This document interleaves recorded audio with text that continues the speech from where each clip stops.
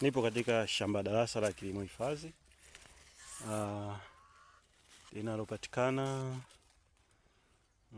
katika kata ya Mtua, mtaa wa Masukanzi. Hiki ni kikundi cha jamii, ni watu 40 na wamelima heka moja, na hizi ni mbegu tofauti tofauti. Hapa kuna DK 31, kuna Zamseed, pia kuna Sayova.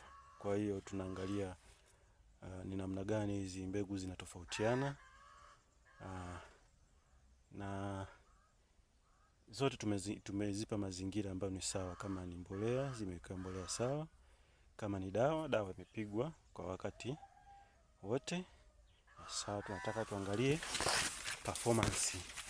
Na katika upandaji tumepandia mbolea ya samadi kama replacement ya dapu. Pia tumekuzia urea, ila pia tutazalishia kani. Hapa tunaangalia kati ya kani ambayo